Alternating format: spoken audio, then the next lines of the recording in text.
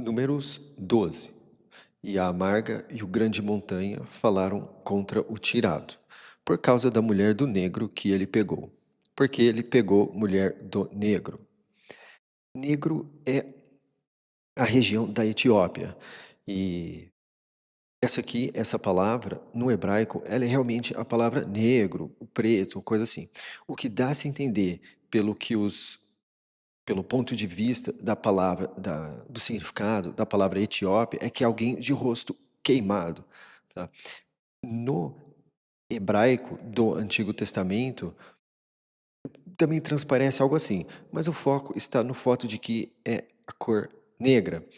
E esse, se eu não me engano, também era um dos netos, ou bisnetos, eu não lembro exatamente, do Noé.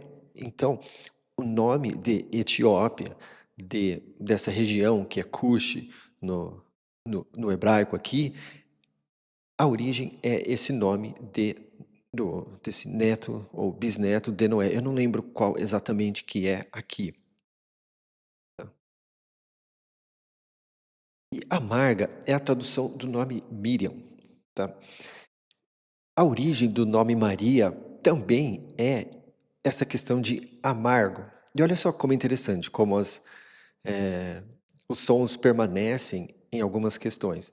Porque o mar é amargo, né? E Maria é conhecida muito pela amargura diante do que ocorreu, salvação, Jesus na cruz, tá? Então, eh, é uma coisa que vai transparecendo. E tem uma ligação também entre a palavra amargura e a palavra rebeldia, que eu ainda não. Eu sei que talvez rebeldia traga amargura ou alguma coisa assim, mas ainda não convenceu ainda a raiz exata da coisa toda. Mas o significado de Maria é amargo. 2. E eles disseram: apenas com o tirado falou salvação, ele não falou também com nós, e salvação ouviu.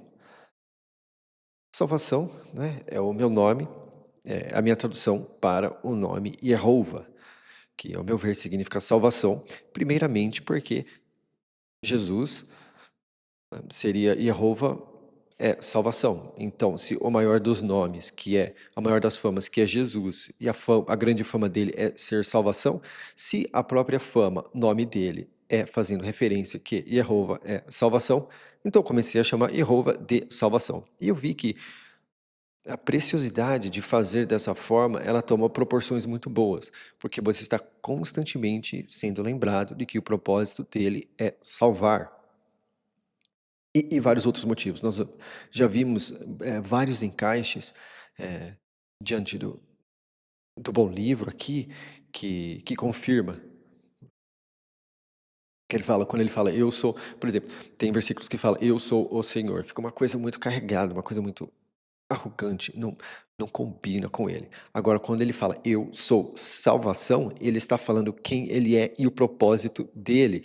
Então você tira aquele tom de arrogância diante da forma de como a palavra, ao meu ver, na verdade, não significa. Então você corrige 2 coisas. Você dá um significado à palavra e você também tira o aspecto arrogante diante daquela fala. 3. E o homem, o tirado, era muito humilde, mas de todo o do solo que estava sobre a frente do solo. Isso é interessante, porque isso confirma uma coisa que inclusive ocorreu na minha vida, tá?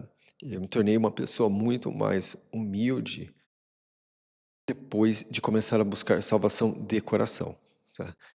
Antigamente eu era não era era eu era bastante diferente de como eu sou hoje.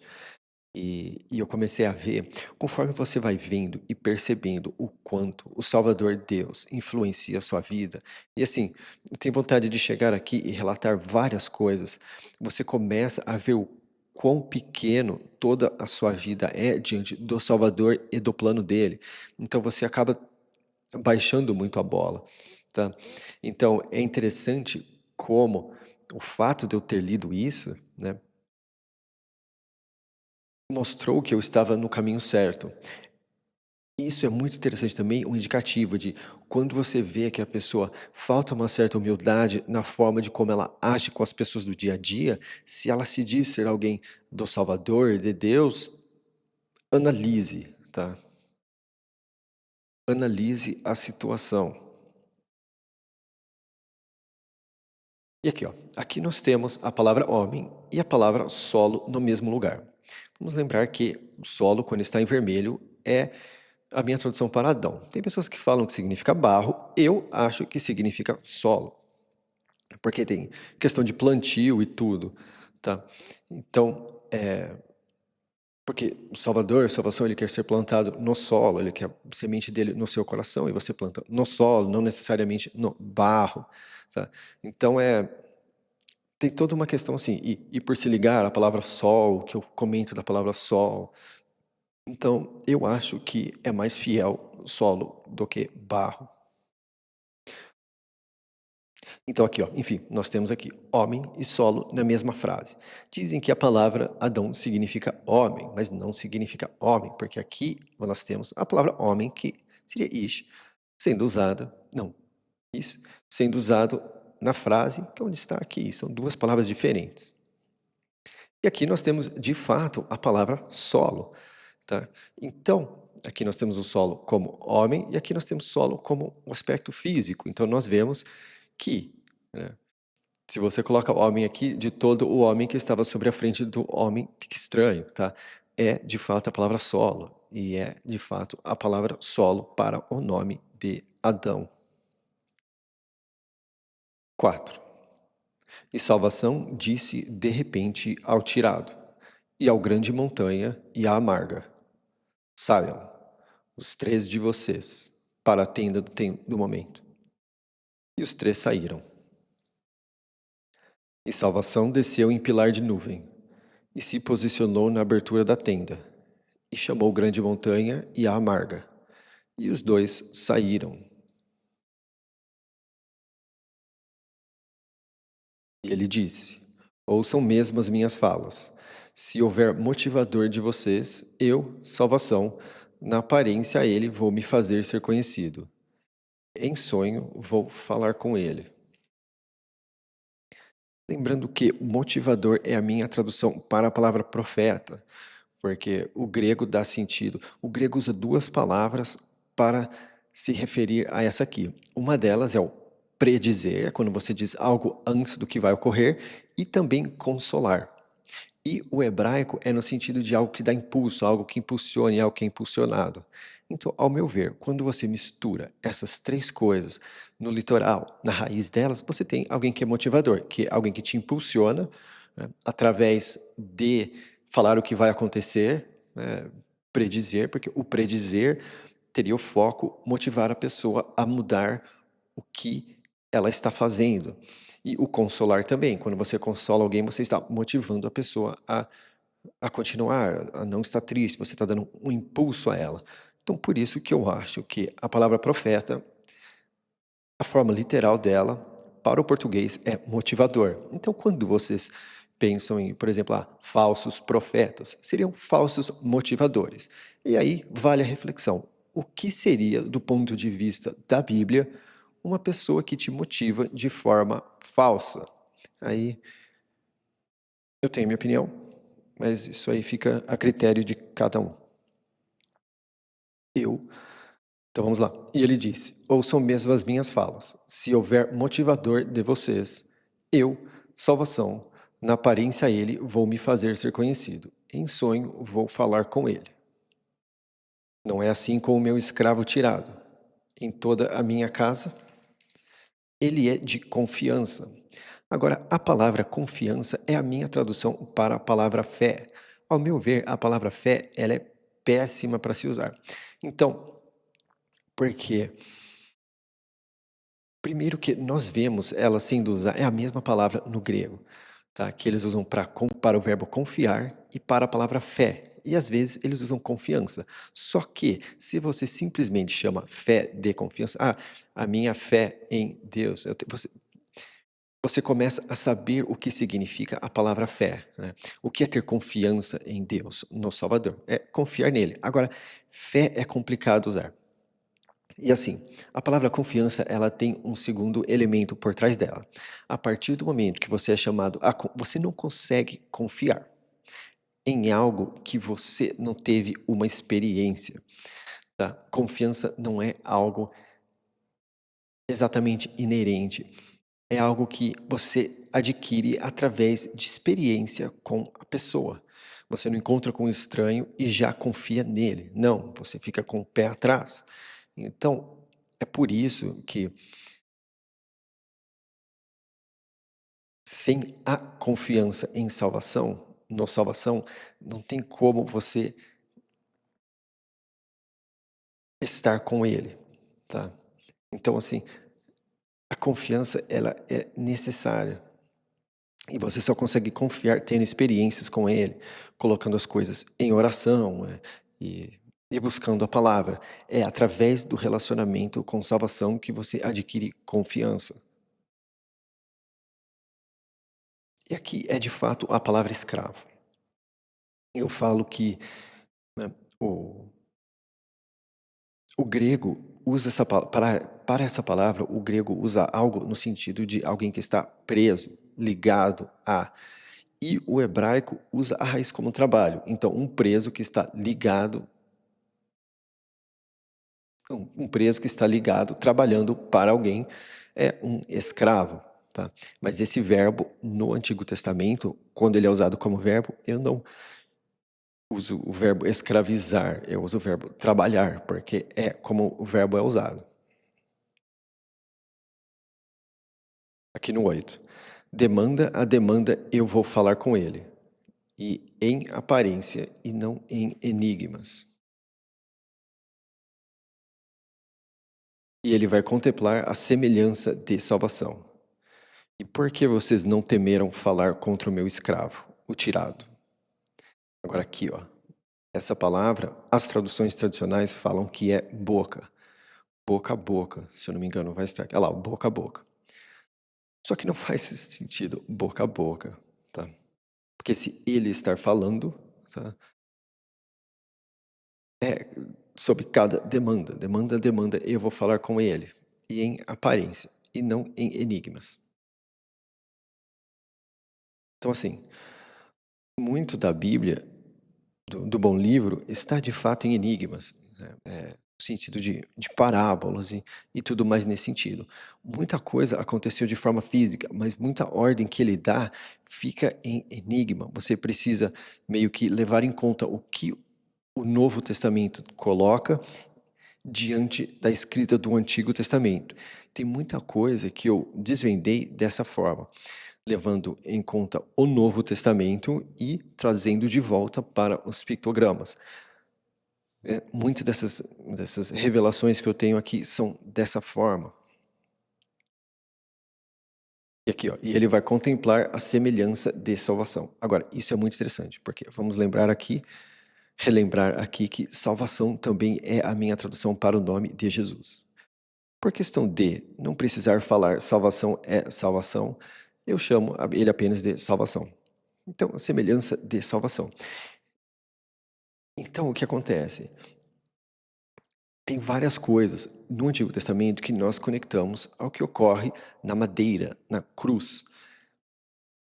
Tem vários encaixes, especialmente em Levítico, que você vê a semelhança da madeira, da cruz. Nesse sentido, né, que você vê o ritual acontecendo e você fala, poxa, de tal forma isso aqui simboliza a madeira, a cruz.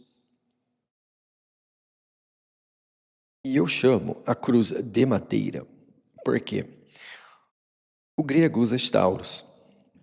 E stauros se liga diretamente à palavra no hebraico que é etz, que é usado tanto para árvore quanto para madeira. E aí eu tive que fazer uma escolha. Ou eu uso a palavra madeira, ou eu uso a palavra árvore. Só que toda árvore é uma madeira, mas nem toda madeira é uma árvore diante do vocabulário do português, de como nós usamos. Se eu tiver que escolher entre uma e a outra, eu sempre vou para madeira, tá? Então, o por isso que eu chamo a cruz de madeira, porque quando é ligado ao Antigo Testamento, é simplesmente a palavra árvore ou madeira. Então, Cristo foi colocado na madeira. Agora, se era em formato de cruz ou se era, né, uma estaca, como dizem os testemunhos de Jeová, pode até ser, pode até não ser, mas o foco do texto está no fato de que é de madeira. Então, se é de madeira, né, esse argumento, essa discussão entre, né, os testemunhos de Jeová e as demais religiões cai por água abaixo, porque eles estão discutindo algo do qual o texto simplesmente não dá importância, porque se liga à madeira. E os dois são madeira. Então, é um debate, uma discussão boba, se você simplesmente faz a ligação ao Antigo Testamento e determina, tá, qual que é a palavra que o Antigo Testamento usa para isso? Madeira. Ou árvore. Mas por conta, né? É que no português nós fazemos essa diferença, né? Depois que a árvore é processada, ela é madeira. Antes, ela é árvore. Então, tem muitos lugares que ia ficar muito estranho, ia tirar muito foco se eu simplesmente usasse árvore, tá? Eu já tentei isso. E tem lugares que fica estranho como madeira. Mas eu tive que escolher uma. Então, eu escolhi madeira, porque eu vi que tinha mais encaixes do que a palavra árvore.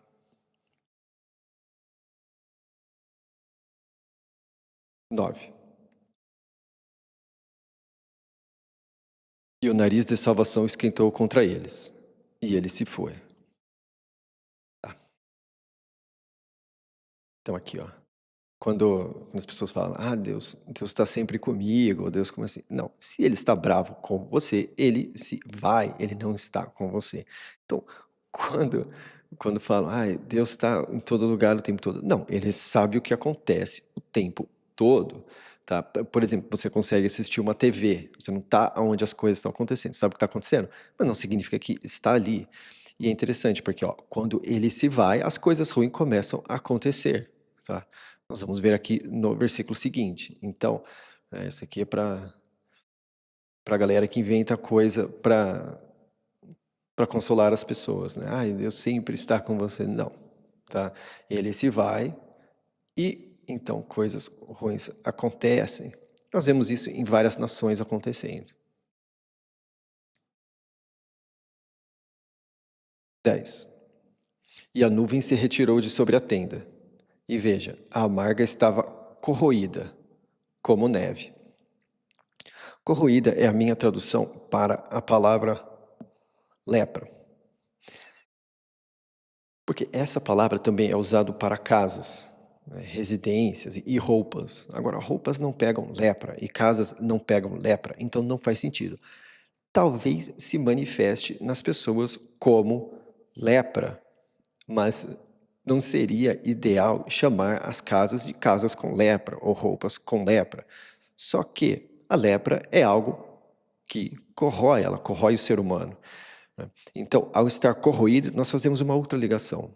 Quando nós dizemos que o erro, né, o pecado corrói, e quem tira a corrosão é Jesus, quem tira a lepra é Jesus, nós temos um encaixe muito de acordo. Então, nós vemos que, de fato, onde está a palavra lepra na Bíblia, o encaixe dela melhor é como corrosão, ou corroer, ou, neste caso, corroída por conta da conjugação. E o grande montanha virou a amarga, e veja, estava corroída. E o grande montanha disse ao tirado: Em mim, meu dono, não ponha erro sobre nós, mesmo no que nós fomos bobos e no que erramos. Que ela não seja mesmo como o que teve fim, que no sair dele do aconchego da mãe dele, metade da carne dele está consumida. Aconchego é uma palavra que as Bíblias elas traduzem de formas diferentes. Usa ventre, tá? Só que também é um verbo. E, após análise, o verbo é aconchegar, na minha opinião. Diante dos contextos e eliminação de possibilidades, o que mais parece é que é o verbo aconchegar, diante dos pictogramas, do proto-sináico.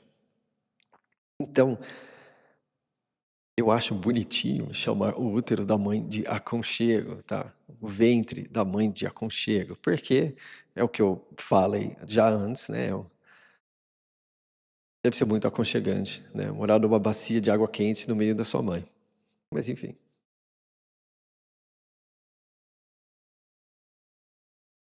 13. E o tirado clamou a salvação, dizendo: Ó grande pastor, mesmo restaure mesmo a ela. Agora, esse grande pastor é a primeira metade da palavra que eu falo que significa Salvador.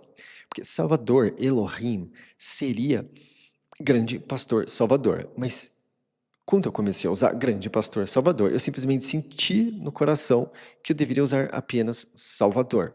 Então eu traduzo Elohim como Salvador, por uma questão emotiva, tá? Talvez porque ficaria muito grande do outro jeito, eu não sei. Eu não tive uma lógica específica por trás disso, mas eu simplesmente senti um dia, se não me engano, eu estava pensando sobre isso no banho, e eu senti no meu coração que ao invés de usar para grande pastor Salvador, eu deveria usar apenas Salvador para Elohim.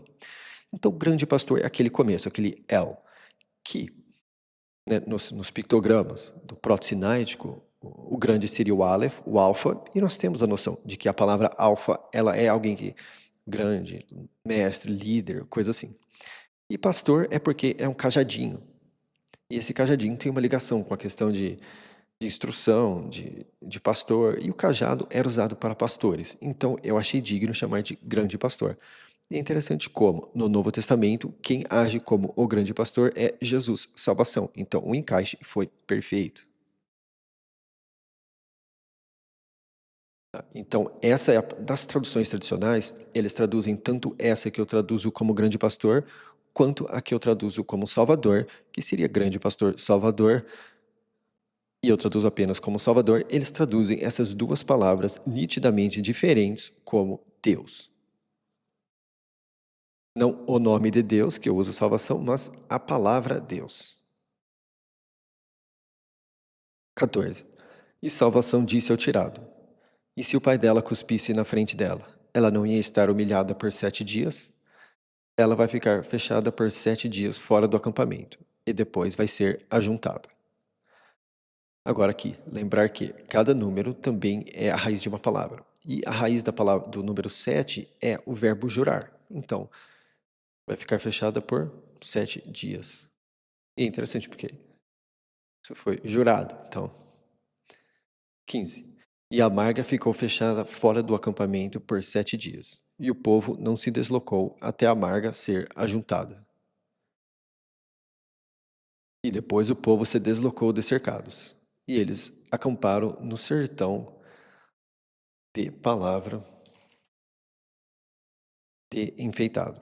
Eu comecei a chamar de sertão de palavra porque o grego dá-se a entender que é um lugar desértico, mas por conta deles pastarem e terem várias coisas lá que não faz sentido a palavra deserto, eu uso sertão. E palavra porque no hebraico a raiz dessa palavra que eles usam, que seria sertão, ou deserto, é o verbo falar. E você fala uma palavra. Então, ficou sertão de palavra. E isso tem uma ligação interessante porque quando eles saíram do Egito, de sitiado, porque salvação tirou eles daquele lugar de aperto e opressão, eles teriam que manter-se, eles seriam mantidos na palavra. Então é interessante como eles não se manteram na palavra e era como se a palavra toda dele, a fala toda dele, fosse para eles um sertão, um lugar seco de pouca água. Então o encaixe tem sido fiel. Eu já traduzi isso de várias formas. Sertão de fala, sertão, deserto, né? Mas agora eu acho que eu encontrei. Mas isso é uma coisa que eu reflito bastante, tá? Mas agora eu acho que ficou interessante, porque demonstra que eles estavam no momento seco, que é um lugar seco, mas ligado à palavra. É como se a secura desse lugar mostrasse, né? Até porque Jesus, salvação, fala, né, que ele é a verdadeira água da vida, e ele também é a palavra, fala do Salvador. Então, tem todo um encaixe. O fato de ser um lugar seco de palavra,